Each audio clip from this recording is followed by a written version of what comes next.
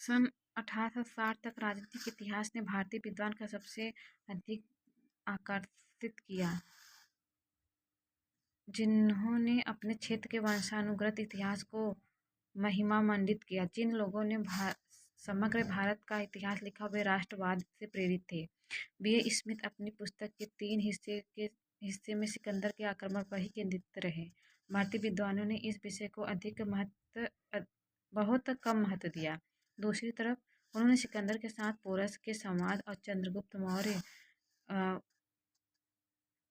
द्वारा उत्तर पश्चिम भारत के सेल्यूकस से मुक्ति को अधिक महत्वता दी। के.पी. जायसवाल और ए.एस. आल्टेकर जैसे कुछ विद्वानों ने देशी शासकों द्वारा भारत को शक और कुषाणों के शासन से मुक्ति पर जरूरत से ज़्यादा महत्व दिया। उनकी परवाह किए बिना कि मध्य एशिया एवं अन्य भूभाग के लोग भारतीय जीवन के अभिन्न अंग बन गए, उन्होंने अपने मूल देशों के लिए भारतीय संसाधनों का शोषण और दोहन किया।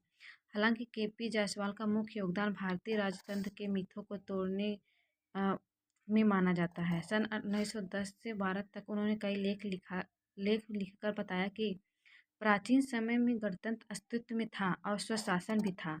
अंततः उनका यह शोध हिंदू पॉलिसी सन 1924 में प्रकाशित हुआ। हालांकि जायसवाल पर प्राचीन संस्थाओं में आधुनिक राष्ट्रवादी विचारों को दर्शाने का आरोप लगाया जाता है और उनके द्वारा गणतांत्रिक शासन प्रणाली के रूपों के प्रस्तुतिकरण पर आक्षेप लगाते हुए यू.एन. घोषाल से संबंधित उनके मूल शोध को बड़ी स्वीकृति मिली। यू.एन. घोषाल जैसे कई इतिहास का भर्त्सना भी करते हैं। गणतंत्र प्रयोग के प्रयास से संबंधित उनके मूल शोध को बड़ी स्वीकृति मिली।